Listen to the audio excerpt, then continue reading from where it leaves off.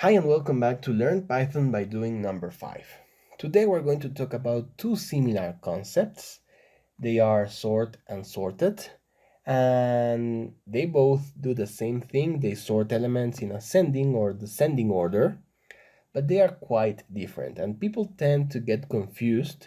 But don't worry, after watching this video, you're going to know the difference between them. So sort is a method that only works for lists, and sorted is a function that works for any iterable. So remember, at this point of the course, iterables are lists, are dictionaries, they are tuples, they are strings, etc. Notice that I said in the first one that sort is a method. That means that it is part of a class. It is a function that is part of a class. In this case, the class list. So we have to create an instance of the class list, and then we have to call this method. And it is going to modify the list. Sorted, on the other hand, is a function. That means that we have to pass the iterable as an argument of the function, and it will return the sorted list, dictionary, tuple, or whatever you pass it, and it's not going to modify what you pass. You can also specify in both the parameter reverse if you want to sort your elements in descending order, and you can also use a key to specify how the sort process should be done. So we're going to see this in a moment. First, let's create our fruits list. It's going to be apple, watermelon, pineapple, and grapes. Now let's call the sort method.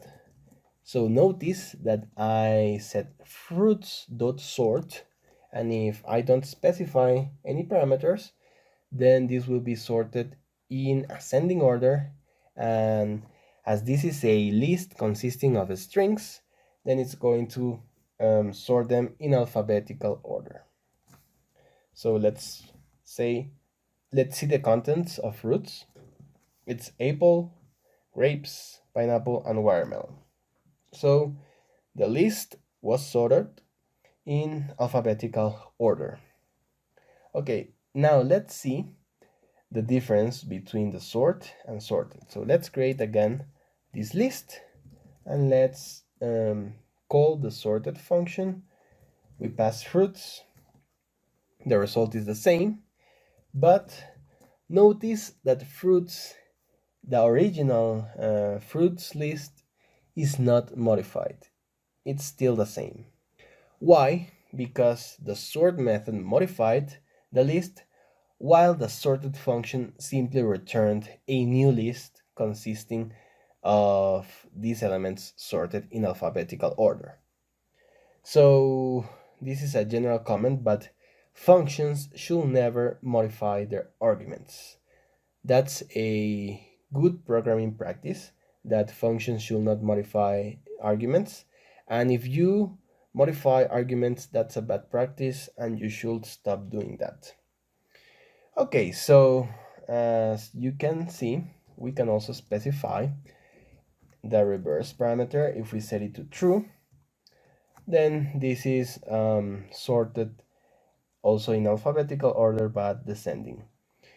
Okay, now let's see what is the function of this key parameter. So in order to demonstrate that, I'm not going to create a list, I'm going to create a dictionary.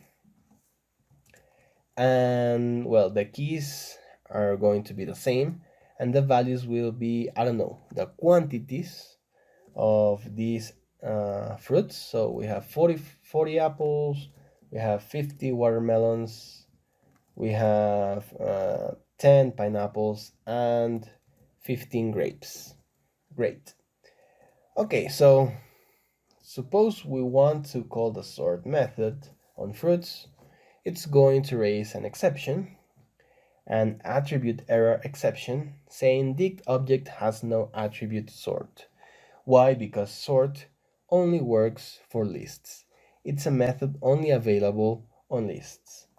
So we have to call the sorted function, which takes as an argument fruits. And as you can see, it sorts the keys of the fruits dictionary in alphabetical order. Remember, we can sort them. We can sort the values if we call the values method on fruits. So it's 10, 15, 40, and 50. But if we don't specify that, then we simply get the keys sorted in alphabetical order. Okay, so now let's define a function above this one that is going to be called getQuantity. It's going to receive a fruit as a parameter, and it's going to return the quantity of that fruit in the fruits dictionary. Now let's say key is equal, let's create another sorted here, and let's say key is equal to getQuantity. So let's see what the result of this is. It's different. So here we have pineapple, grapes, apple, and watermelon. So what happened here? Now the sorted function is sorting according to the quantities of the fruits. So pineapple is the lowest one, 10, then grapes with 15, apple with 40, and watermelon with 50. So now we're sorting according to their quantities, not by their keys. So that's great, but we have created this function that is unnecessary. So we're going to delete it. And remember, I told you in the last video that we were going to use lambda functions extensively. So instead of doing this lambda function is going to have this argument here, fruit, and it's going to return fruits, the quantity of that fruit. As simple as that. So this gives the same result. Why? Because this lambda function does the same thing as the function we declared early, but now it's inline. So that means it's inside the sorted arguments. Okay, so that's why lambda functions are extremely powerful. And I hope you like this video. That's all I have to teach you in this lesson. See you in the next one.